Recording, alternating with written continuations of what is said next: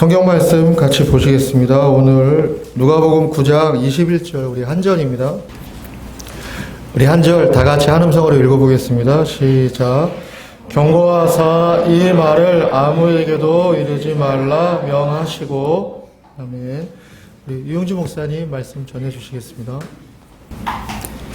원래 18절부터 21절까지 지난 시간에 마친다고 했는데 지난 시간에 4가지 소주제를 한꺼번에 하려다 보니까 시간이 너무 많이 지나서 오늘 읽은 이 9절만 못했어요.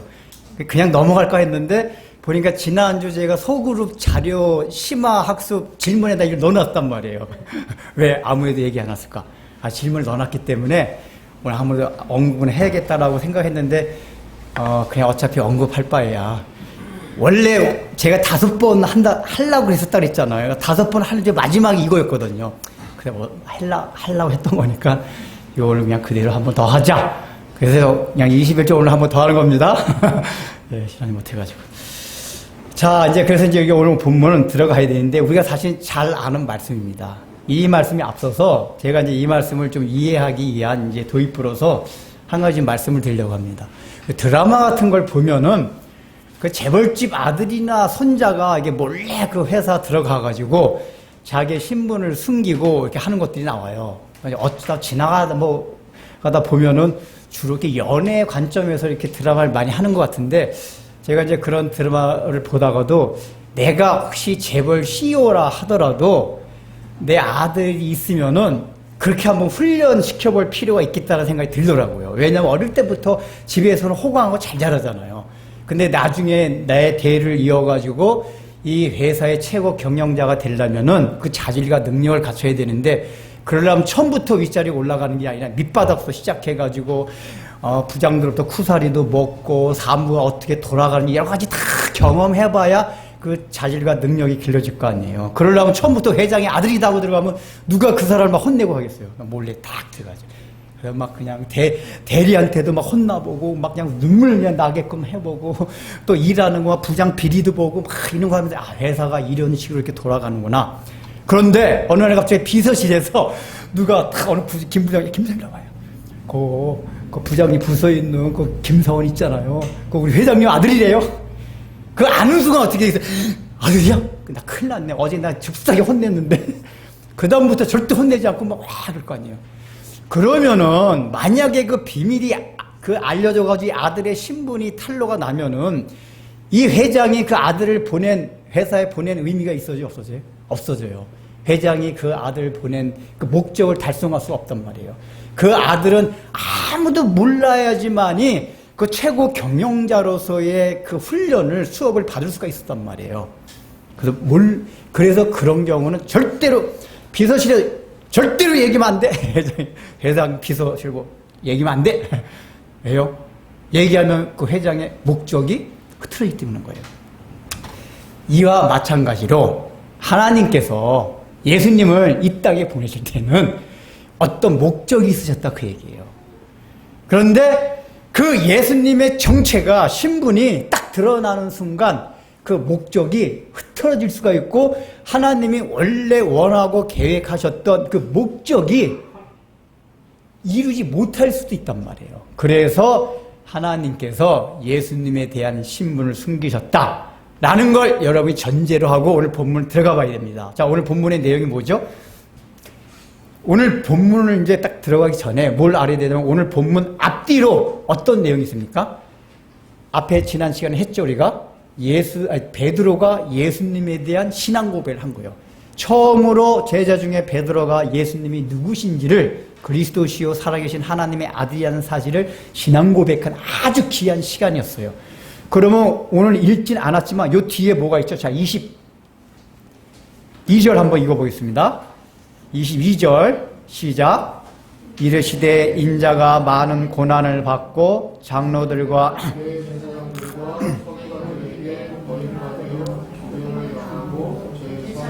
살아나야 하리라. 이 다른 복음서에 보면 비로소 가르치시되 이렇게 나와요. 근데 어쨌든 위치가 뭐냐면 오늘 보면 경고하사 이 말이라는 게 뭐죠? 베드로가 신앙 고백한 그 내용, 예수님은 그리스도시요 살아계신 하나님의 아들이란 이 사실을 결단코 누구에게도 얘기하지 말라. 이해가 안 돼요, 사실은. 얘기하지 말라고 하셨는데 그 앞에는 베드로의 신앙 고백이 있었고 뒤에는 뭐죠?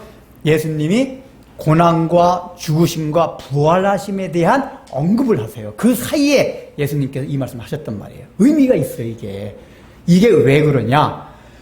베드로가 신앙 고백을 했는데 예수님이 딱 들어오니까 베드로의 상태를 보니까 부족한 게 있어요. 예를 들자면 이런 겁니다.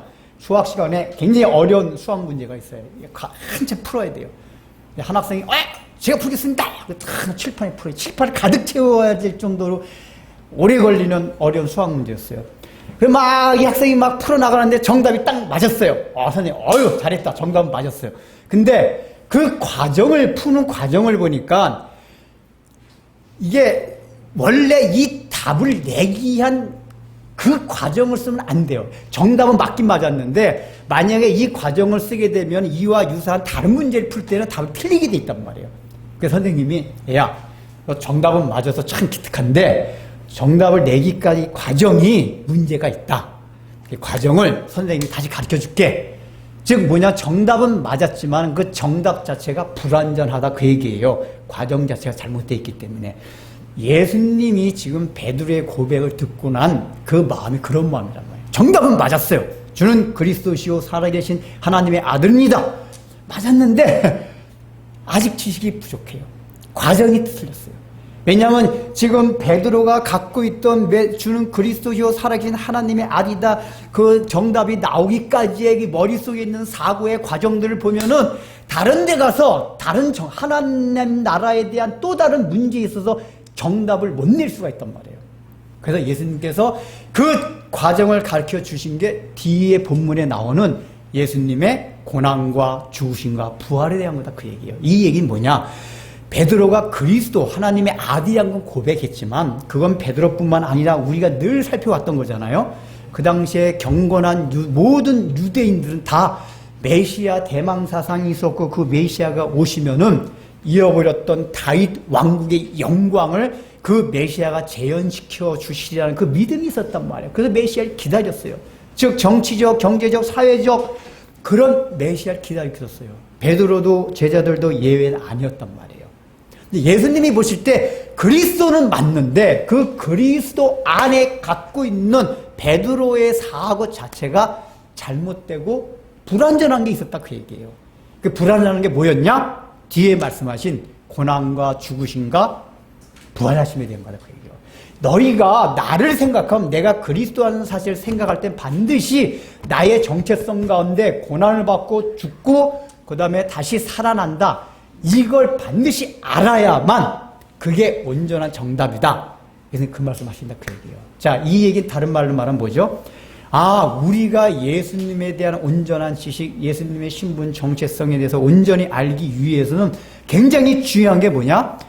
예수님은 고난받으시고 죽으시고 그 대신 그러나 3일 만에 다시 살아나셨다.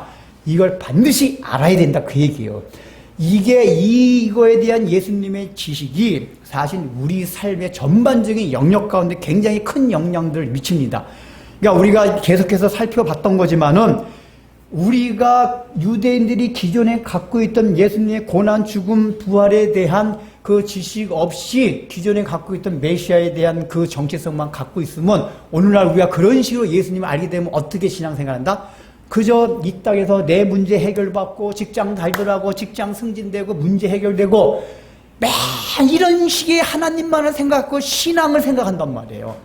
근데 지금 예수님이 말씀하기 정답이 아니다 그 얘기 그게 정답이 아니다. 그래서 말씀해 주시는 거예요 이거를. 일단은 베드로 근데 그러면 뭐 그러다 치고 가르쳐주면 될 텐데 왜 아무에게도 가르치지 말라고 했을까요? 라는 의문이 들 수 있어요. 왜냐 우리가 드는 생각에는 그래도 예수님에 대한 반쪽 지식이라도 알려주면은 복음 전파에 도움이 될 것 같잖아요. 우리 상식이 안 그래요? 완전히 아니라도 그래도 예수님이 좋으신 분이야. 예를 들면 예수님을 아예 욕하는 사람도 있잖아요. 그냥 그런 거 말고 그래도 예수님이 성인군자 좀 낫고, 그래 예수님이 인류에 얼마나 좋은 영향을 끼친지 알아. 뭐 적어도 이렇게라도 해가지고 예수님에 대한 좋은 인상을 갖도록 뭐 이렇게 설명해주면은 오히려 우리가 생각할 땐 그나마 기독교가, 이 복음 전파가 굉장히 용이할 것 같고 예수님 하나님 나라가 더 그래도 더 흥왕할 것 같은 생각이 들잖아요.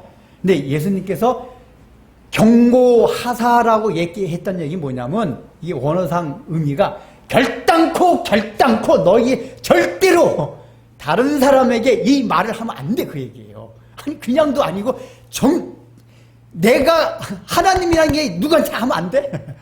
여러분 그걸 깨달았는데 그 말을 안 한다는 게 말이 돼요? 예수님 왜 그 말씀을 하셨을까요? 이거는 반쪽짜리 예수님만을 전하면은 온전한 지식을 가진 예수님을 전하는 것 비해서 오히려 복음 전파에 방해가 된다, 그 얘기예요. 우리가 흔히 선무당이 사람 잡는다 그러잖아요. 예수님에 대한 잘못된 지식이 아니에요. 반쪽 지식, 불완전한 지식을 가지고 신앙생활을 시작하게 되면은 오히려 그 신앙생활이 하나님이 원하시는 신앙생활이 아니라 하나님이 원하지 않은 완전 반대로 마이너스 쪽으로 가게 되는 그 결과가 나타난다, 그 얘기예요. 우리 이해가 안 돼요, 그게. 그 이야기에서 마태복음 여기 아까 제가 했는데 마태복음 1장 45절 그 아까 내가 남한테 하라 했는데 혹시 마가복음 1장 자 여기서 봐요. 24절이 말고 43절부터 45절. 마가복음 1장 40 없나 그거는? 1장 43절 45절. 자, 같이 읽어보겠습니다. 시작. 이 시대의 상가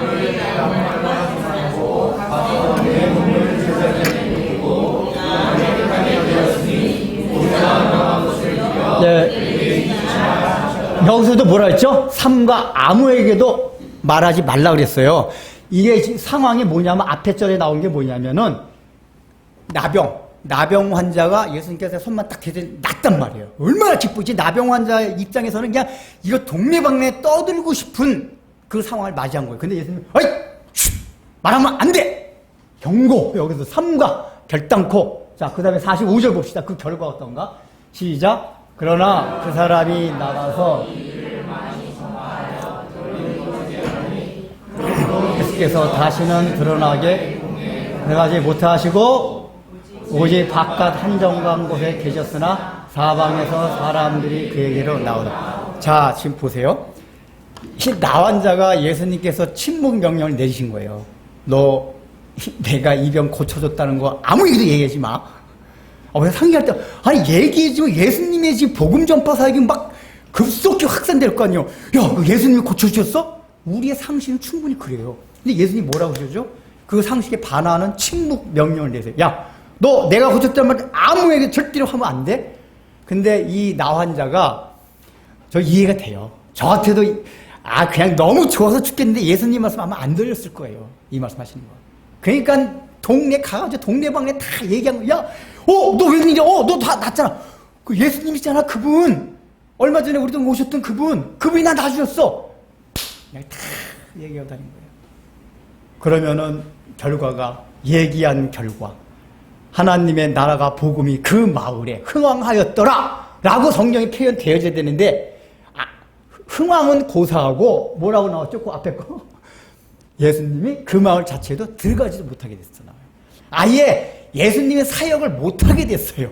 그 마을이 복음을 받아들여서 이제 하나님의 나라가 시작된 게 아니라 아직까지도 복음을 전하지 못한 적에 더 전해야 되는데 아예 예수님이 복음 전할 수 있는 기회조차가 사라져버렸어요. 아예 마을에 못 들어갔어요. 그러니까 이 얘기는 뭐냐? 일단 결과가 예수님 사역에 아주 부정적인 결과를 미쳤다, 그 얘기예요. 오히려 나 환자 고치기 전보다도 더 어려운 복음 전하는 이상 어려운 상황이 됐다, 그 얘기예요. 그러니까 이게 예수님이 그 사람들이 일부러 막아선 건 아니에요. 왜냐하면 예수님이 한적한 거 피했으나 사람들이 몰려왔더라고 했거든요. 그러니까 예수님이 그 사람들이 막아서서 그냥 이유가 있어요. 우리는 이 본문을 통해서 사역의 본질이 뭔지를 알아야 돼요. 그러니까 지금 나 환자가 막 했을 때 그 마을에 그 당시에는 나 환자가 많이 있었고 또 여러 가지 질병 걸린 사람이 많이 있었습니다. 그 얘기 듣고 얼마나 소망을 가졌겠어요. 야, 우리도 예수님께 가면 날 수가 있겠구나. 그래서 사람은 막 구름대같이 몰려들었어요. 여러분 오늘날도 보세요. 굉장히 큰 집회 사람들이 많이 나오는지 말씀으로 이렇게 전적은 가르치는 집회가 많을까요? 치유, 앉은 분이 벌떡벌떡 일어나고 이런 집회 사람이 많을까요? 봐봐요. 그런 집회 가면은 발 디딜 틈도 없어요. 이 병 고쳐준 그 치유 사역하는 집회들이 있어요. 디딜 틈도 없어요. 막 앉은 분이 일어나 막 목사님 그러고 막 이렇게 말씀 가르치는 게는 지루해요. 근데 오히려 그 나 환자가 떠들인 거 전부 사람들이 구름대같이 몰려드는데 다 어떤 마음으로 왔죠? 예수님께 가면 내 병이 낫는다. 다 이 마음으로 왔단 말이에요. 예수님은 그런 군중을 원하지 않으셨어요. 왜냐? 예수님이 사역하셔 하셨던 건 뭐냐? 나 환자를 고쳐주는 건 뭐냐? 치유를 했던 것도 뭐냐? 이건 하나의 사인이고 하나님 나라가 어떤 나라인지 알려주시기 위해서 오셨단 말이죠. 중요한 게. 그래서 말씀을 가르쳐주셨어요. 말씀을. 그러니까 말씀을 가르쳐야 되는데 온 사람들이 전부 어떻게 하면은 예, 병을 치유받을까? 이것만 생각하고 있으니까 말씀이 안 돼요. 그 예수님이 떠나신 거예요. 군중들이 모인 데서 그게 안 돼요. 그러니까 첫 번째 예수님이 말씀 중식의 사역을 했던 게 본질이었다 그 얘기예요. 두 번째는 예수님이 많은 군중을 원하셨던 게 아니라 제자들을 원했어요. 실제 예수님의 말을 듣고 따르는 그 사람들, 많은 군중은 어차피 떠나갈 사람이에요. 자기 욕구가 이루고 나면 떠날 사람들이에요. 예수님이 원하셨던 건 자기가 손해를 본다 하더라도 주님을 끝까지 따라올 제자들을 훈련시키는 게 예수님이 생각하고 있던 사역의 본질이었어요. 그리고 마지막으로는 예수님이 생각했던 사역은 사람들한테 인기를 얻는 걸 아니었어요. 사역을 통해서. 우리는 사역자들은 사람들이 많이 몰리고 은혜 많이 받았습니다. 구름대같이 몰려들면 얼마나 기분이 좋아하는지 몰라요. 이게 인간의 본성이에요. 근데 예수님은 그런 인기 영합하지 않았어요. 내가 갈 길은 십자가의 길이다. 이게 사역의 본질이다. 예수님은 그걸 지금 생각하고 계셨던 겁니다. 그래서 군중이 몰려온 피해 가신 거예요. 어디요? 한적한 곳에. 그리고 마지막으로 중요한 게 뭐냐? 예수님은 우리가 복음서 읽어보면 사역을 하시고 나서 어떻게 하셨죠? 한적한 곳에 가사 기도하셨더라 그랬어요. 이게 예수님이 사역하는 굉장히 중요한 포인트예요. 이게 사역이 너무 바쁘고 막 하다 보면은 하나님과 독대해서 기도하는 시간이 잃어버리기가 쉬워요. 근데 예수님은 엄청나게 하루 종일 말씀 전하시고 치유하고 바쁘고 몸이 피곤해도 늘 밤에는 따로 제자들과 따로 한적한 곳에 늘 기도하셨어요. 그 뭐죠? 기도는 뭘 요구했다는 얘기가 하나님과 교제를 나누신 거예요. 저는 사실 어렸을 때 그게 제일 궁금했거든요. 하나님이 예수님이라는데 왜 예수님이 하나님한테 기도할까? 그 주일학교 선생님한테 물어봤더니 뭐라 그런지 알았어요? 그 자기가 자기한테 기도한 거야. 그게 언뜻 보면 맞는데 아니에요. 제가 누가복음 강의하면서 그 얘기를 쭉 했잖아요. 예수님 인성. 예수님은 100% 하나님인가? 99% 100% 하나님인가? 100% 하나님이시면 인간의 몸을 이기고 싶다면 몸만 인간적인 거고 이게 정서적인 거 뭐 이런 거는 인간이 아니라 하나님이시다고 생각.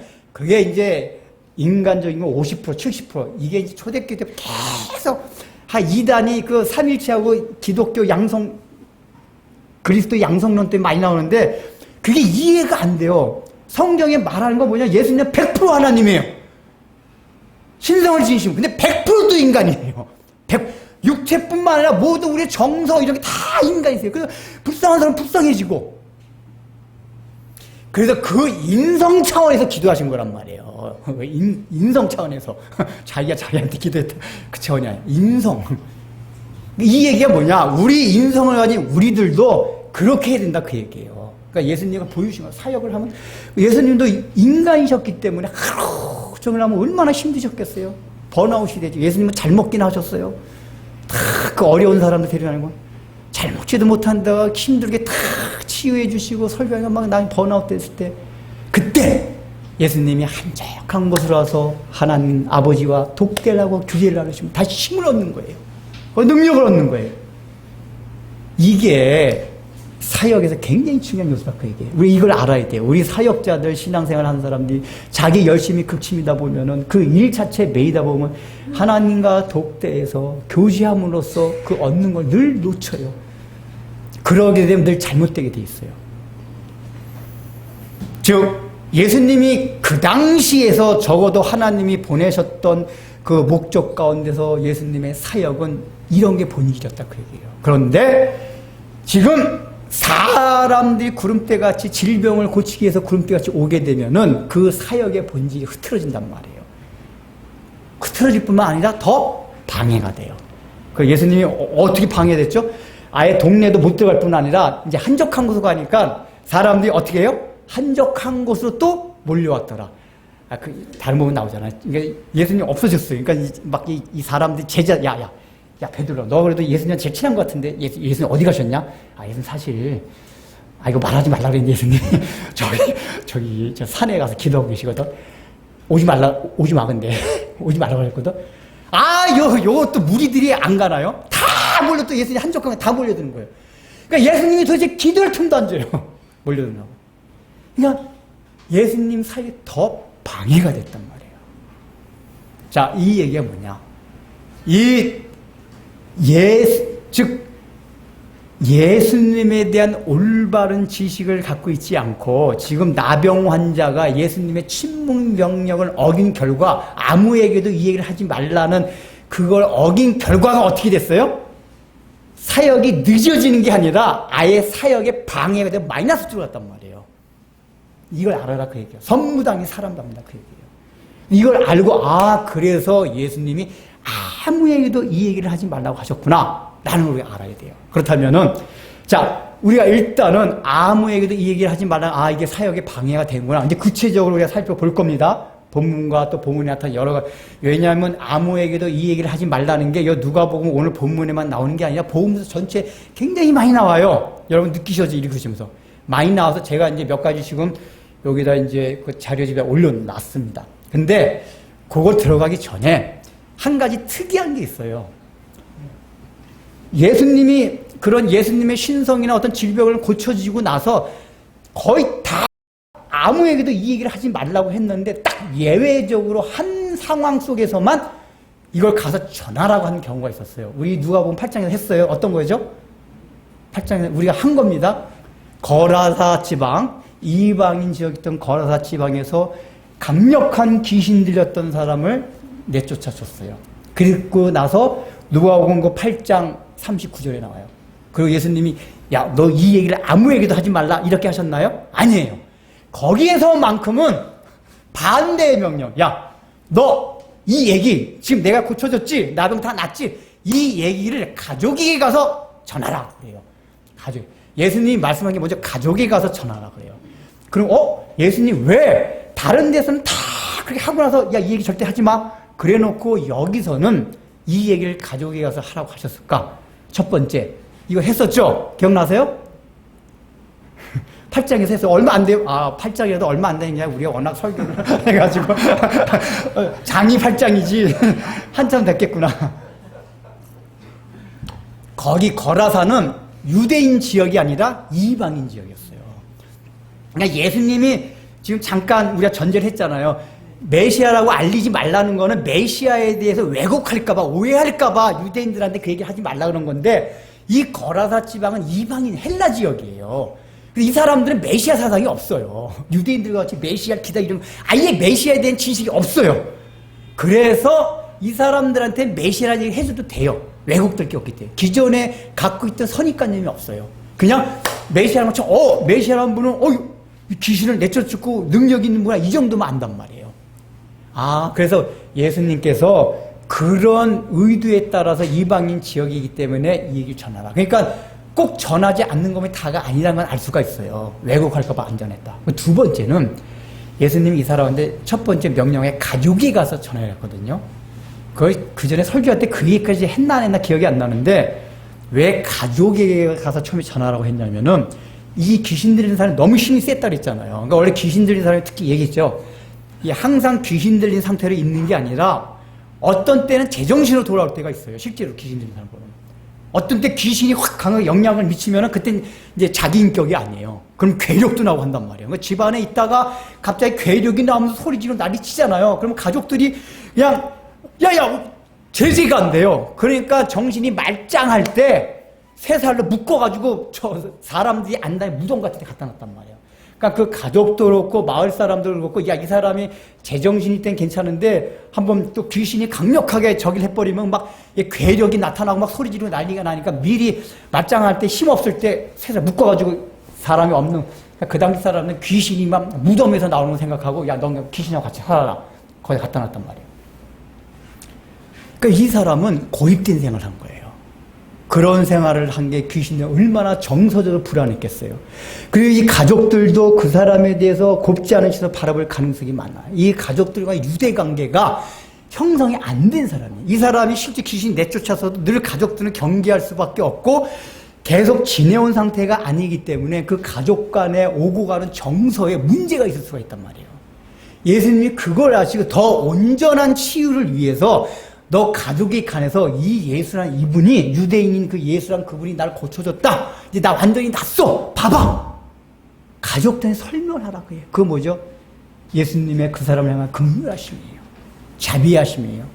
그리고 내가 실제 낫긴 했지만 너가 가족들 간에 있어서도 정서 간에 서로 통하는 게 필요하다. 그래야지 너는 온전한 치유가 된다. 그러니까 다시 말하면 온전한 치유를 위해서 가족에게 가서 말하라. 동네 사람들 그렇게 알고 있을 거 아니에요. 그래서 가족과 동네 가서 전한 거란 말이에요. 이건 하나님의 긍휼과 자비의 속성을 한 것들이에요. 자, 그렇게 그거 빼놓고는 나머지는 다 경고하사 아무 얘기도 하지 말라 그랬단 말이에요. 자, 그러면은 이 이유를 알아야 되는데 성경에 굉장히 많은 곳에 나와 있다 그랬잖아요. 그래서 이거를 좀 몇 가지 내용으로 구분할 필요가 있어요. 안 그러면 중구난방이 되기 때문에 굉장히 많이 경고하사 이 말을 아무에게도 하지 말라. 이 얘기가 크게 보면은 세 가지로 구분할 수가 있어요. 그 내용상. 첫 번째는 뭐냐면은 질병과 죽음에서 치료받았을 때.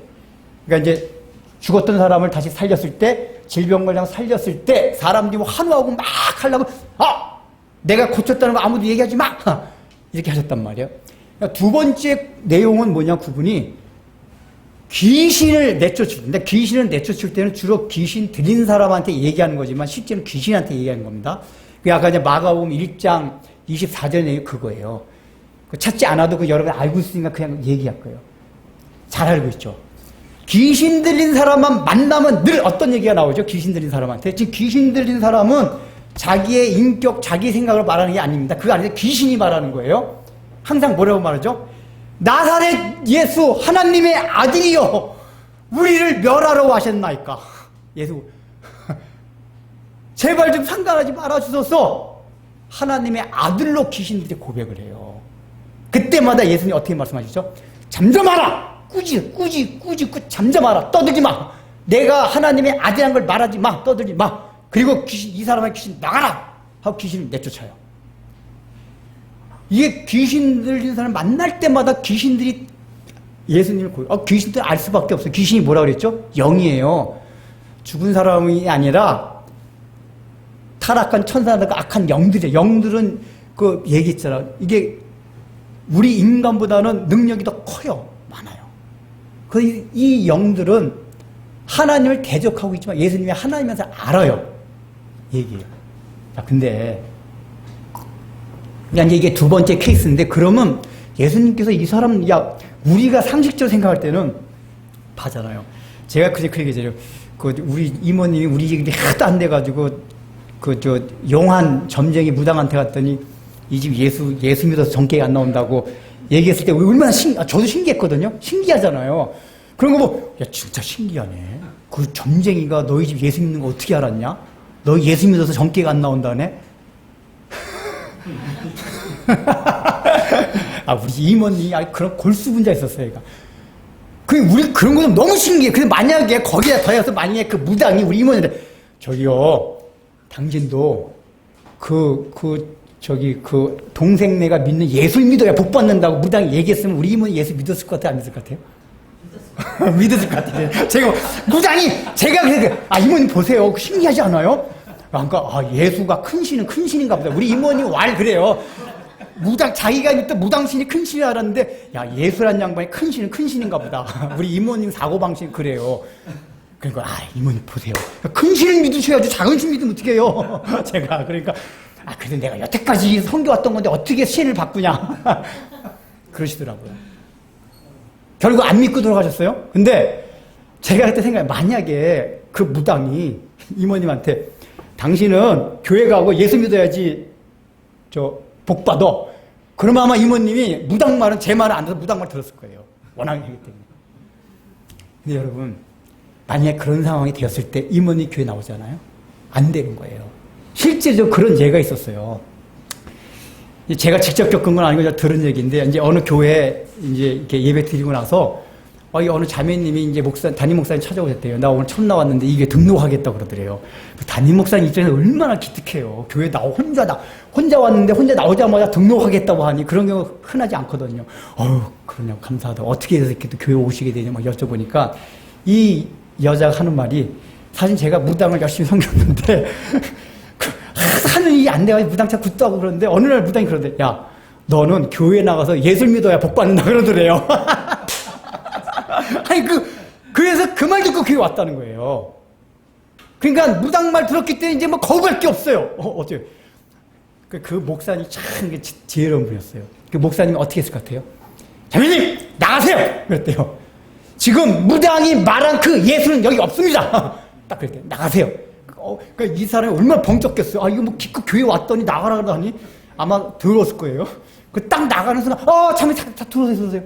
해가지고, 무당이 말한 그 예수님은 없는데, 제가 이제부터 성경에서 말한 그 예수님을 얘기해 줄 테니까, 무당이 말한 그 예수가 아니다. 성경에서 말한 이 예수님을 믿으세요?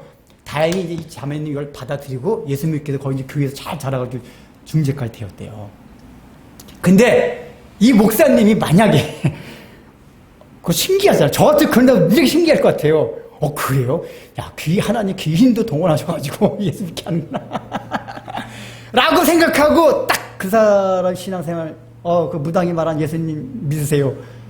그렇게 했으면은 궁극에 가서는 그 자매 신앙이 굉장히 변질될 가능성이 많아요.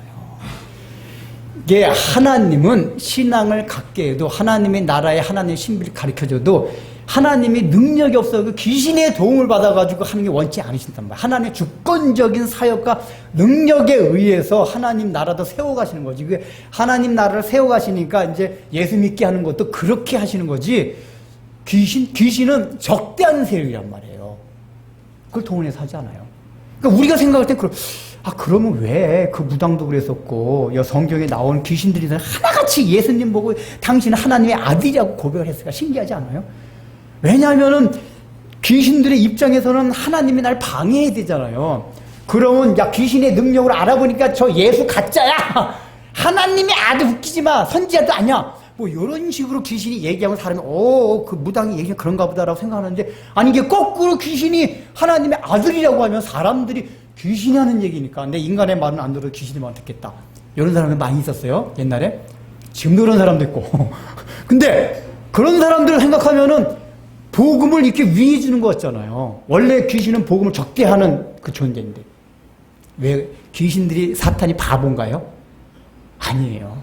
바보가 아니에요. 왜 사탄이 그렇게 하냐? 그게 전략상 복음 전하는 거 더 방해가 될 수 있는 알았기 때문에 그런 거예요.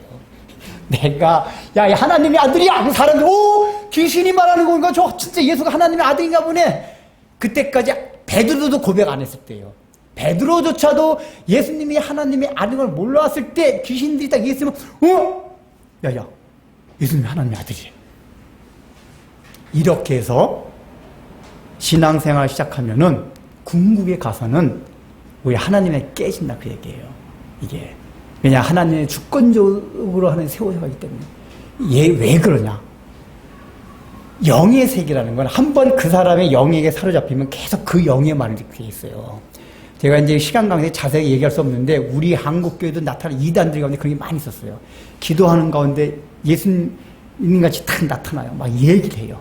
근데 이게 말하는 거 보니까 성경에 있는 걸 얘기해요, 막.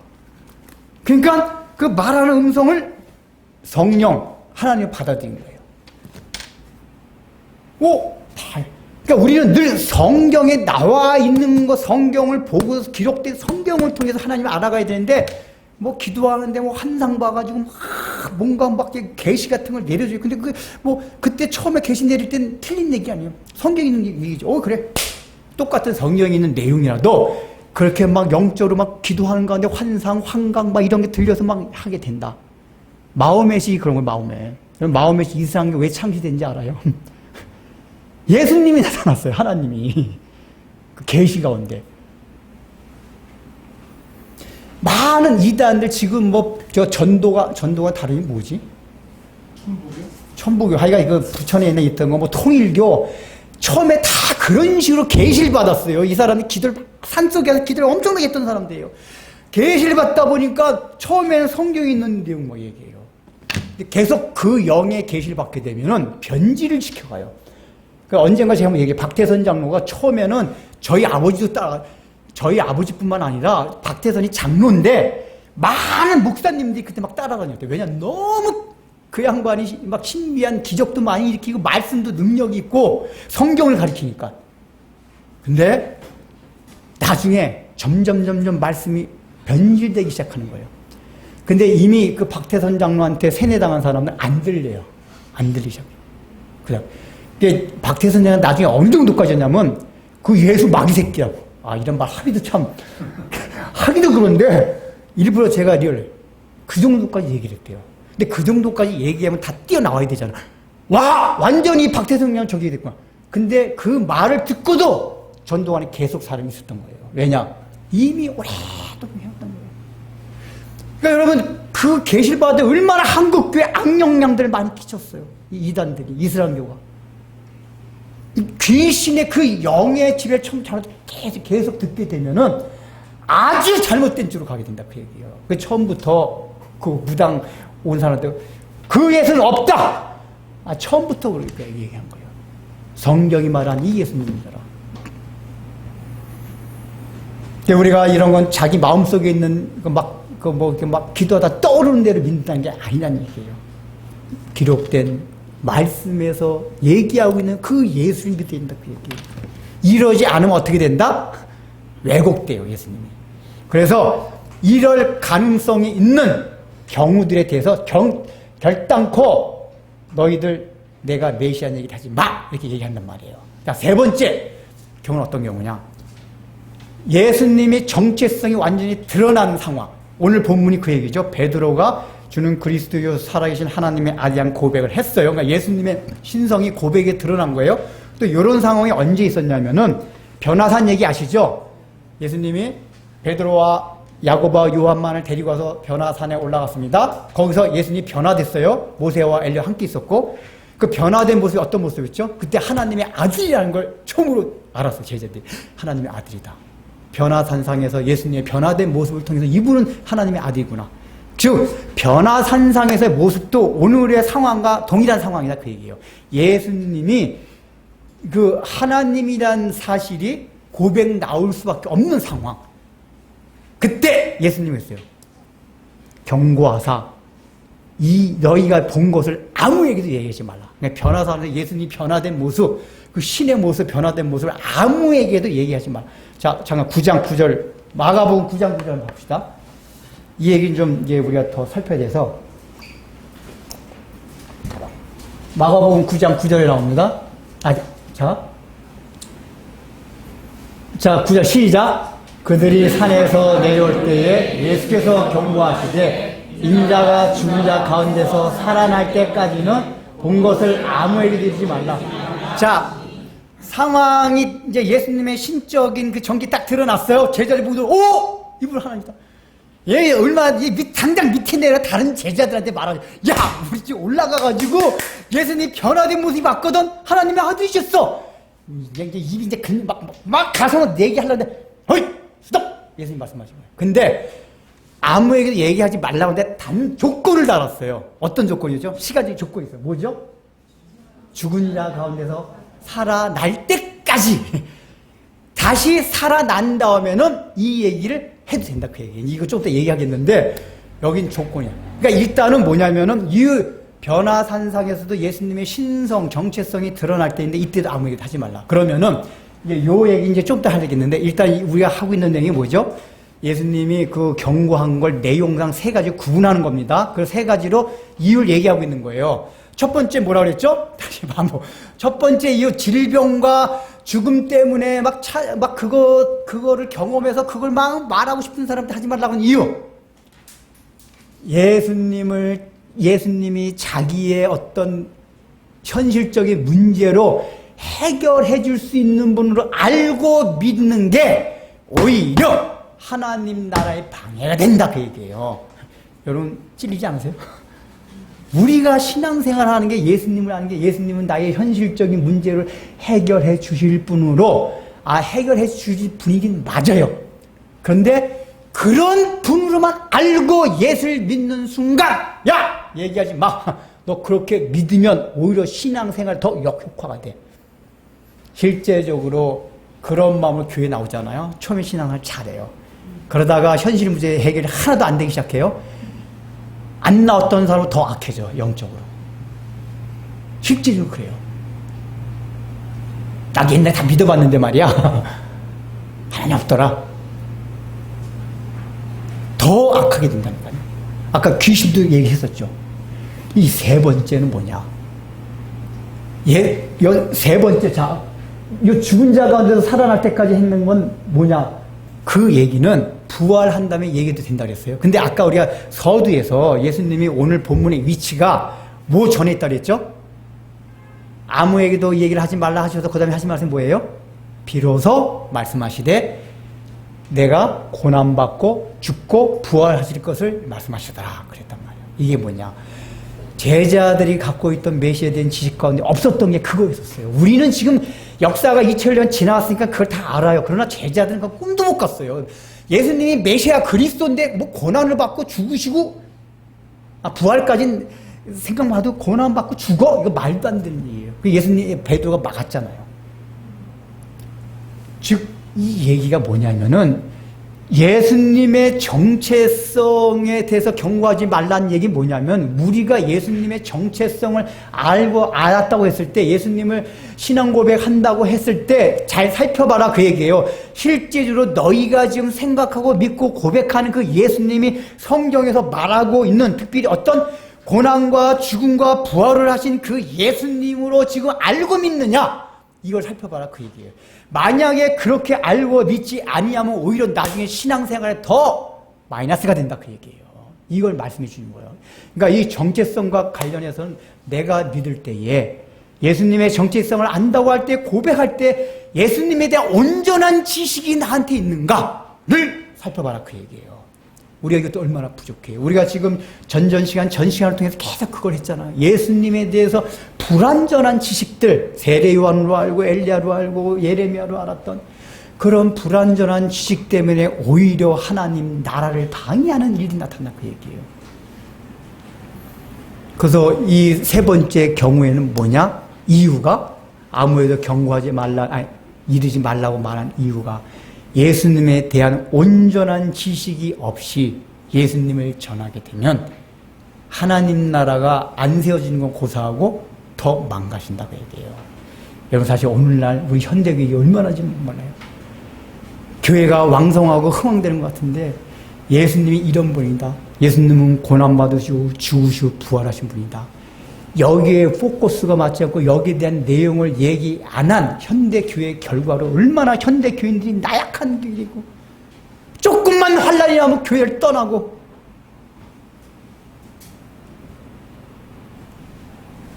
제자리에 살면 전혀 살지 않는 그래서 하나님 나라 아무 상관이 없는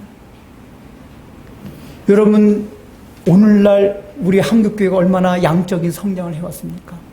그러니까 우리가 생각할 때는 크게 양적인 성장했으면 하나님 나라가 흥왕되어야 될 것 같잖아요. 근데 오히려 양적으로 성장한 결과가 어떻게 됐죠? 복음 전파에도 방해가 됐어요 지금. 사람들이 고개를 절레절레 흔들어요. 기독교라면 학을 띄워요 그냥.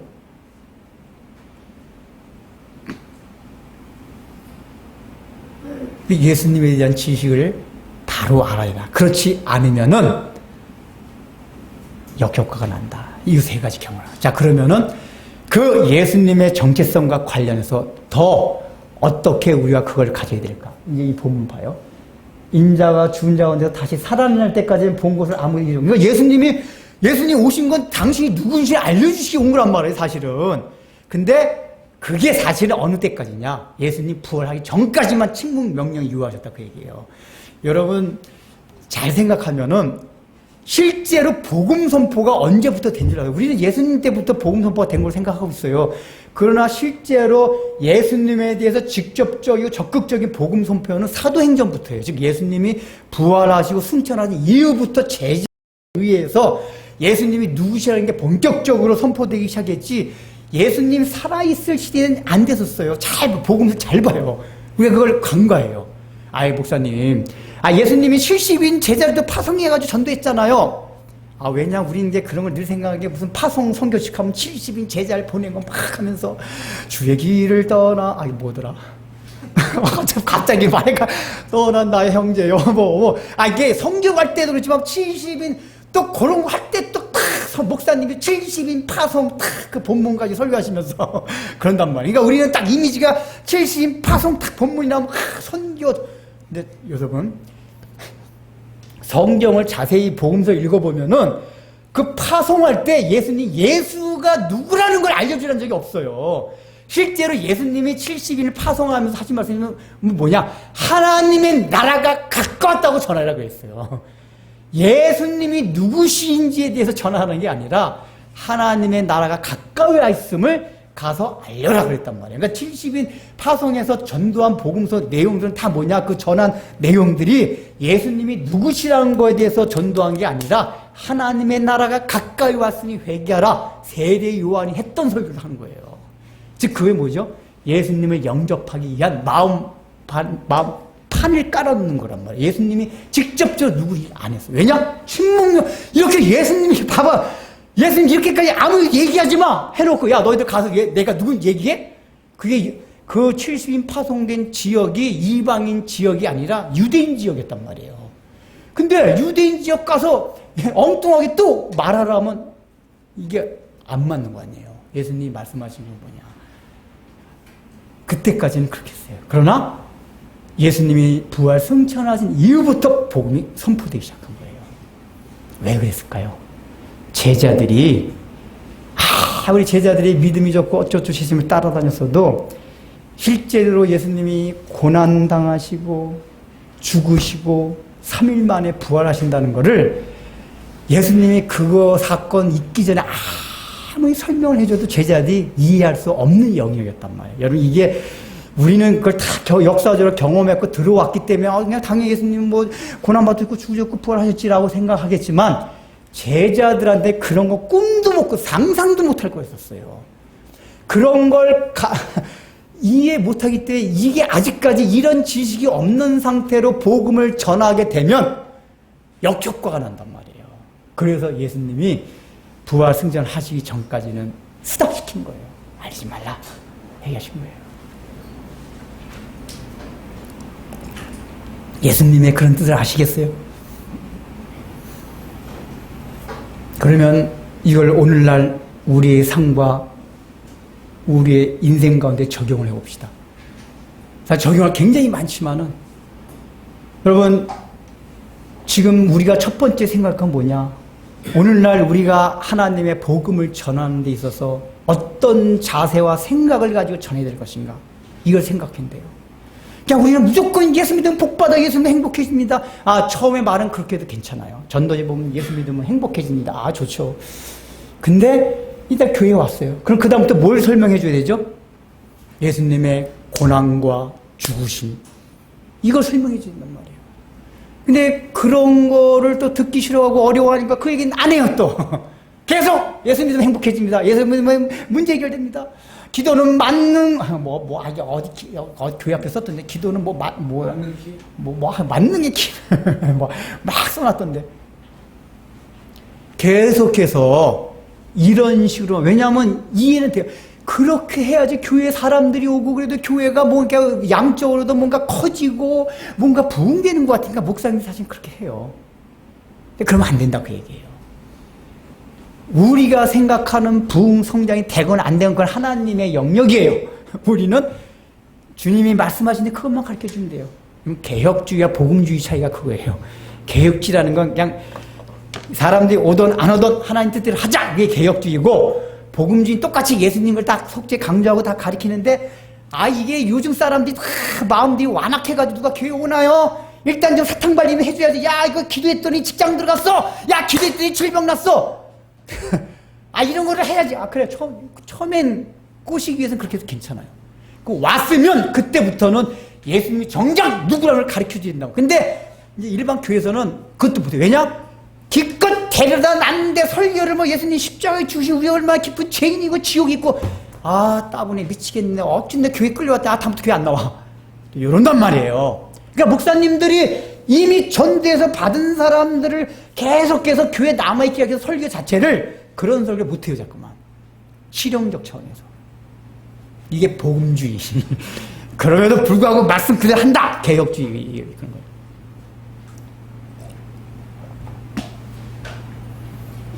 우리 교회는 개혁주의 쪽에 가깝습니다.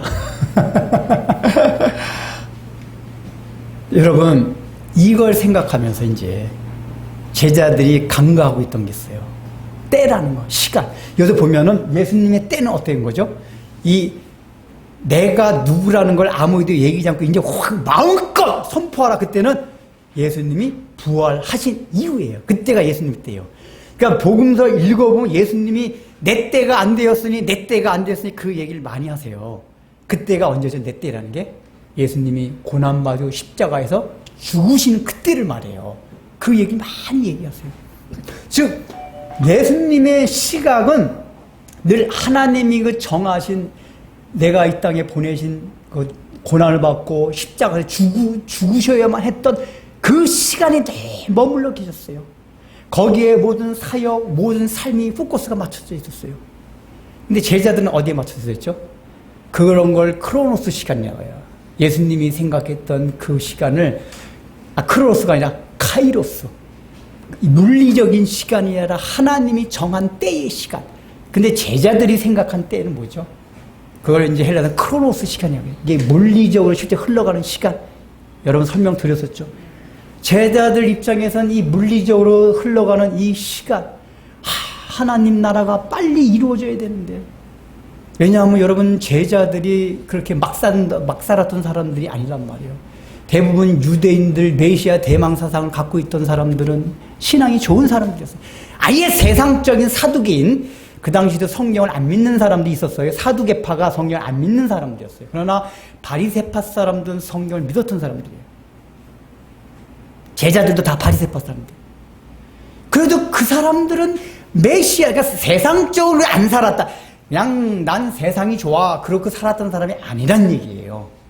그래도 경건하게 살려고 했고 하나님 나라가 뭔가 이루어지기를 뭔가 마음에 고대했던 사람들이에요.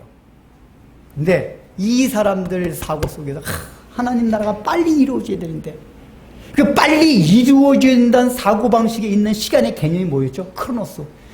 우리가 인간이 생각하는 물리적으로 흘러가는 이 시간, 야, 메시아가 오면은, 분명히 예수님 그리스도 맞잖아. 그럼 분명히 성경의 약속이 메시아만 오면 다윗의 그 영광이 회복된다고 분명히 구약성에 예언되어 있잖아. 약속되어 있잖아. 근데 왜 안 이루어지지? 인간의 시간으로는 분명히 그 예수님 오심 바로 이루어져야 돼요. 근데 이루어지기는커녕 예수님 예루살렘 가시면 더 내 죽으러 간다. 제자들이 난리가 나. 죽자니요? 무슨 말씀이에요? 그러니까 제자들이 생각하는 인간의 시간 크로노스 그 관점에서는 도저히 이해가 안 되는 거예요. 왜냐? 그 크로노스 시간 가운데서는 메시아가 오시자마자 성경에 나타난 예언과 같이 하나님의 나라가 이루어져야 돼요. 그러나 하나님이 생각한 카이로스의 시간에서는 그게 아니었어요. 예수님은 제자들만 계속 훈련시키셨어요. 그게 제자들 입장에서 볼 때 거기서 제자들 다 뿔뿔이 도망갈 정도 형편없는. 근데 여러분 예수님이 부활 승천하신 이후에 그 제자들에 의해서 플러스 바울 된 그 제자들에 의해서 전 세계가 2000년이 지나 우리는 그걸 지금 경험하고 있잖아요. 이슬람교조차도 기독교에서 분파된 거예요, 사실은요. 이슬람교도. 우리는 이제 아까 말했잖아요. 그래서 악한 영에 잘못되면 더 잘못, 이슬람교가 더 적대적이라 기독교예요, 사실. 그러나 이슬람교도 기독교도 분파된 거예요. 어쨌든 간에 예수님의 영향력으로 지금 전 지구가 영향력을 받는 사람이 얼마나 많아요? 모든 그리스도라고 하는 분파, 이슬람교, 유대교까지 얼마나 많아요? 제자들이 그 상상이나 했겠어요? 제자들은 그때 팔레스타인 땅의 정치적인 유대인의 왕국, 다윗 때가 유대의 왕국, 그것만 생각했었죠. 인간의 시간의 개념 생각할 때. 지금 이렇게까지 그것이 아닌 예수님의 산상순의 말씀, 사랑과 평화의 말씀으로 전 세계가 바뀌고 전 세계 사람들이 하나님, 그걸 통해서 하나님의 나라가 이루어진다는 그 정치적인 그 왕국이 아니라, 오늘날도 잠깐 이스라엘이 왜 중동하고 싸우냐 아세요? 이스라엘 사람들이 구약성경을 그런 식으로 믿어요. 메시아, 그 사람들 아직까지도 그 메시아 기다립니다. 그 예수님 보니까 아니었어. 우리가 그 메시아는 아니었어. 다시 기다려요. 그래서 그 메시아가 오셔가지고 팔레스타인 땅의 시온 왕국, 이걸 아직 기다려요. 그래서 이 사람들이 전쟁하는데 두려움이 없어요. 그 신앙이 있어서. 성경을 잘못 왜곡되게 알고 있는 거란 말이에요. 그러나 그게 아니라 우리는 알고, 하나님의 나라는 그게 아니었어요.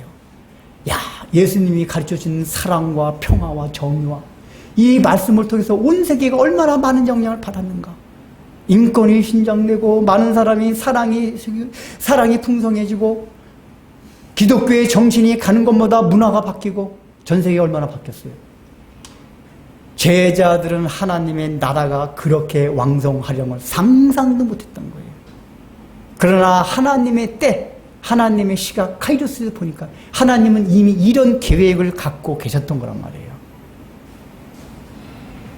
제자들이 놓쳤던 그 크로노스, 카이로스의 때, 이걸 여러분 그래서 사역을 하면서도 우리가 그걸 늘 염두에 둬요. 하나님, 우리가 빨리 성장하게 해주세요. 아, 좋아요. 그러나 성장을 해도 하나님의 때가 있어요. 우리가 너무 그런데 연연하면 안 돼요. 하나님의 방법대로 하는 게 중요하지, 당장 눈에 보이는 그 어떤 성장, 하나님, 우리게 지금 10년이나 됐는데 이게 이 정도 되면 뭔가 좀 보여주시지 않아요? 이게 꽉 채워줘야 되지 않아요? 10년씩이나 됐는데, 우리 이게 크로노스의 시간대로 보면, 10년 정도 되면 그래도, 10년 정도 되면 이미 망할 거면 3년 안에 다 망했을 거고, 5년을 버텼으면 뭔가 부흥이 될 텐데, 아직까지 이제 안 채워지네요? 우리 크로노스 시간이에요. 하나님의 카이로스 시간을 몰라요. 하나님의 때가 우리 진리의 빛 교회를 향한 하나님의 때, 그 카이로스 몰라요. 우리는 몰라요. 지금 당장 그 올바른 예수님에 대한 지식을 가지고 살아가면 되는 거란 말이에요.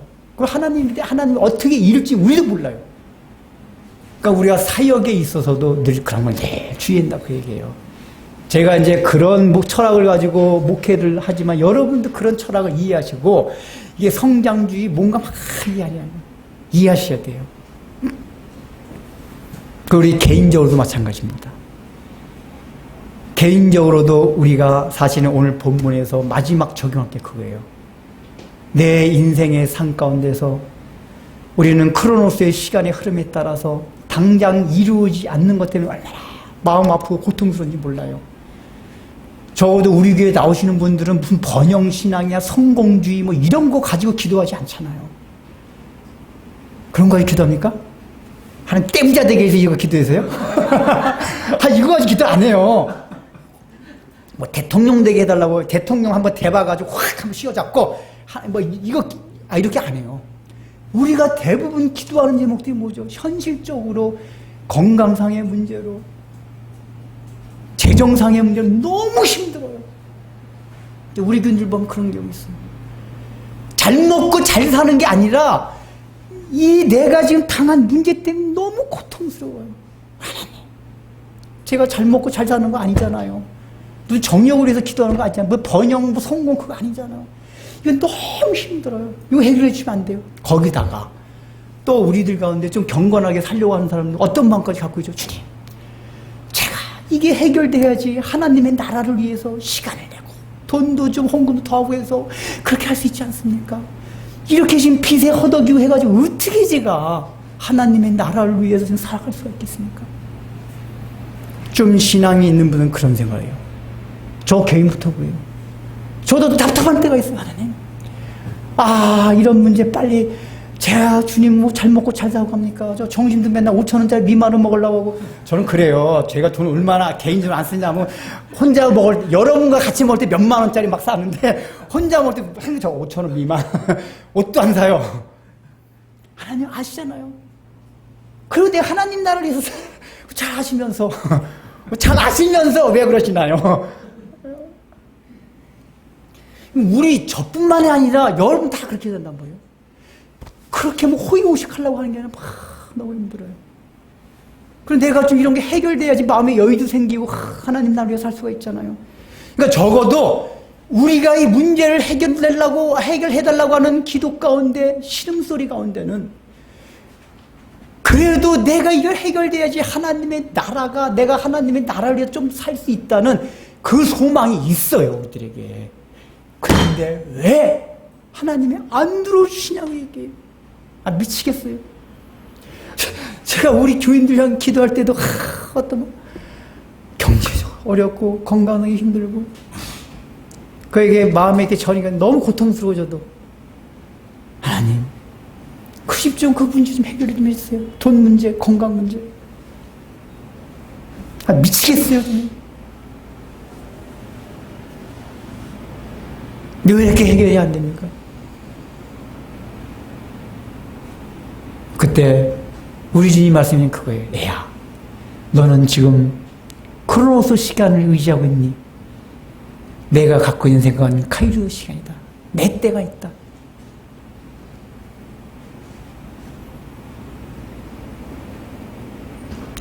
우리는 그 내가 의지하는 크로노스의 시간, 그거를 하나님이 계획한 하나님의 때의 카이로스라는 그 시간 앞에 드리는 거예요. 주님께서 말씀하세요.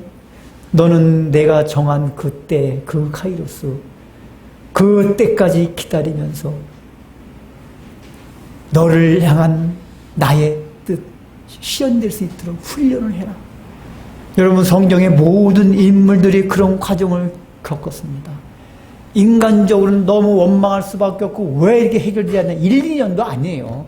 모세는 40년, 모세는 전체 한 80년. 아브라함은 몇 년입니까? 자식 기다리는 게 갑자기 다 최소 몇십 년이에요. 요셉도 봐요. 요셉도 애굽 속에서 팔려가지고 요셉도. 우리는 1, 2년, 3, 4년 가지고 너무 힘들어요. 그러나 성경의 인물들 보면은 몇십 년간을 그 인간적으로 생각하는 크로노스의 시간대, 하나님이 왜 하나님의 나라를 위해서라도 저를 빨리 이 수렁에서 헤어나지 못하게 하고 이 문제를 해결해 주시지 아니합니까? 라는 크로노스 시간을 바라보는 가운데서도 아니다. 너는 카이로스의 시간, 하나님의 때를 기다릴 수 있는 훈련을 해라. 라고 아브라함에게, 모세에게, 요셉에게, 바울에게 얘기하셨어요. 오늘날 동일하게 저와 모두 여러분들에게 동일하게 그 요구하신다 그 얘기예요.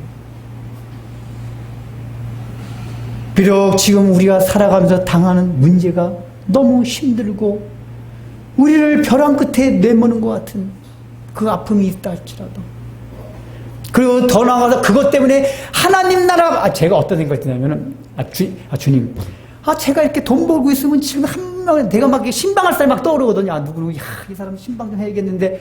근데 제가 막 목사가 돈 벌어 시간이 없어서 신방을, 저 미칠 것 같아요, 그럴 때는.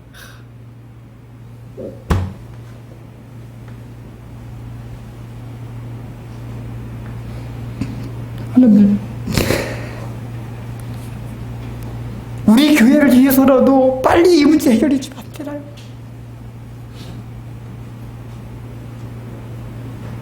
하나님의 나라를 위해서라도 이 문제 좀 빨리 좀 해결해 주면 안 되나요?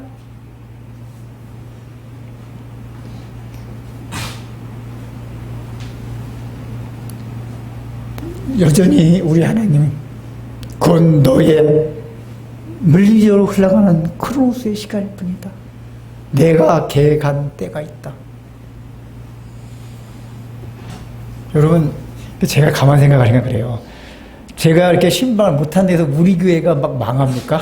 제가 가만 생각하면 누군가 대신해주고 있어요, 보면은. 가만 생각하면. 아, 진짜 신기하다. 내가 할 거를 우리 교회 누군가 다, 우리 박 목사님하고 김장로하고 최장님하고 안수에 다 하고 있구나.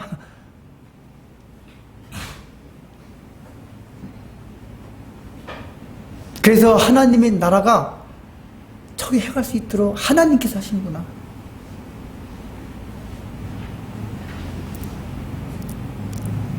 하나님 나라는 그분이 세워가시고 그분이 계획한 때가 이루어져요. 여러분, 그래서 이제 우리 개인적인 모든 삶 가운데 어려움과 슬픔과 고통들이 있으면은 크로노스의 시간을 다 주님 앞에 내려놓으십시오. 그리고 카이로스의 시간, 하나님이 그 정한 때 우리는 몰라요. 우리 인간의 알량한 지식과 이 머리로 어림도 푸너치도 없어요. 제자들이 오늘날 이 상황을 이해 못했듯이 어림도 없는 얘기들이. 그러나 결과는 그렇게 돼요. 우리가 모르는데.